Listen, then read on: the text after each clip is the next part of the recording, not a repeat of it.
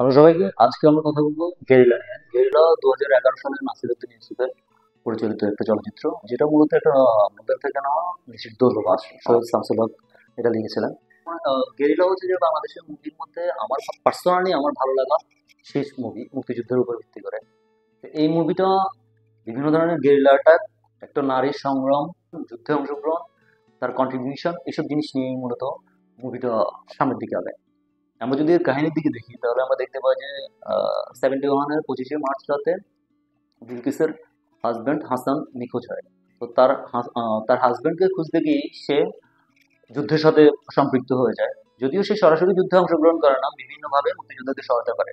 তো বিলকিসের এই ক্যারেক্টারটার থ্রুতে আমরা দেখি যে পরিচালক এটাকে প্রথমে শহরে, তারপরে সেটাকে গ্রামে নিয়ে যায়।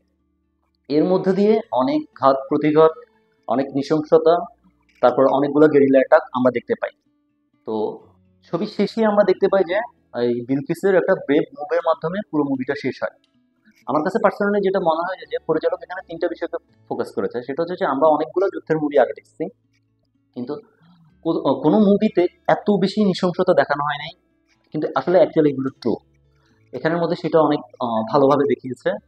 দ্বিতীয়ত হচ্ছে যে গেরিলাদের অ্যাটাক, অনেকগুলো গেরিলা অ্যাটাক দেখাইছে, মানে গেরিলাদের মুভমেন্ট গুলো আসলে অ্যাকচুয়ালি কিরকম ছিল। তো এরকম একটা বিষয় ছিল। তারপর হচ্ছে যে নারীদের একটা সংগ্রাম এবং তাদের কন্ট্রিবিউশনটা। তো এই তিনটা জিনিসকে আমার মনে হচ্ছে যে পরিচালক এখানে অনেক বেশি ফোকাস দিয়েছে।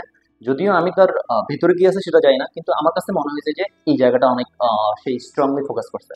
এখানে আরেকটা ক্রেডিট পরিচালককে দিতে হয়, সেটা হচ্ছে যে এই বাজেট দিয়ে সে এরকম একটা ক্যানভাস ক্রিয়েট করছে। এটা ভালো অ্যাপ্রিসিয়েশন পাইছে। একই সাথে আমরা যদি কাস্টিং এর দিকে যাই, আমরা কাস্টিং এর মধ্যে এখানে আমরা দেখতে পাই যে জয়া হাসান রয়েছে বিলকিস চরিত্রে। গেস্ট অ্যাপিয়ারেন্সের মধ্যে ফেরদৌস হাসান ক্যারেক্টারটা, তার হাজবেন্ডের ক্যারেক্টারটা, তারপর হচ্ছে যে এটিএম শামসুজ্জামান, তসলিম সর্দার মেবি, তারপর হচ্ছে যে শতাব্দী অদূত, যে এখানে one of the finest actor. আরো ছিলেন হচ্ছে এটিএম শামসুজ্জামান, তসলিম জর্দার, আহমেদ রুবেল, কবি আলতাফ। এটা ছাড়াও আরো ছোটখাটো যেসব ক্যারেক্টারটা ছিল তারা সবাই সবার জায়গায় ঠিকঠাক। আমার কাছে মনে হয়েছে যে জয়া হাসান এই ক্যারেক্টারটা দিয়ে নিউ বর্ন হয়েছে, তার স্পেশালি মুভির ক্ষেত্রে। শতাব্দী ওয়াদুদের এখানে যে পারফরমেন্সটা ছিল সেটা মানুষ অনেকদিন মনে রাখে। আর সে অনেক সাবলীল ছিল তার উর্দু ভাষায়। এটা সাধারণত সবাই এরকম ভাবে পারে না, তার এক্সপ্রেশন, তার সবকিছু। এবং তার শেষের যে লুকটা, আমার কাছে তার এখানে দুইটা ক্যারেক্টার থাকে। তো তার শেষের যে লুকটা আমার কাছে মনে হয়েছে যে এটা হিটলারের একটা অ্যাপিয়ারেন্স থেকে ইন্সপিরেশন নিয়ে সেটাকে করা হয়েছে। আরেকটা জিনিস যদি আমরা দেখি সেটা হচ্ছে যে আমরা তো সাধারণত এটিএম শামসুজ্জামানকে বেশিরভাগ ক্ষেত্রগুলোতে মানে কমেডিয়ান বা একটা গদগদে টাইপের ক্যারেক্টার দেওয়া হয়, কিন্তু এখানে তার ক্যারেক্টারটা অনেক স্ট্রং। স্পেশালি যখন তার কাছে প্রতিদ্বন্দ্বীরা আসে তাদের দলে যোগদানের বিষয়ে, তখন তার যে পারফরমেন্সটা ছিল এটা মনে রাখার মতো। তো তসলিম জোয়ারদার এটিএম শামসুজ্জামানের পারফরমেন্সটাও একদম সলিড ছিল। আর অন্যদের মধ্যে আমি যদি বলি, অনেক ক্যারেক্টারটা আমার কাছে ভালো লাগছে। শ্যামল মাওলার ক্যারেক্টারটাও অনেক ভালো ছিল। সম্পারাজের জায়গায় ঠিকঠাক।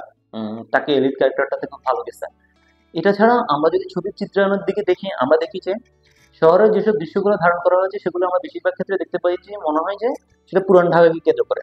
এবং সেখানের মধ্যে একটা মিলিটারিদের গাড়ির পেছনে একটা বাইকের একটা সিন থাকে, যে সিনটা আমার কাছে মনে হয়েছে যে পরিচালক এখানে অনেক ভালো একটা ইয়ে দেখাচ্ছে।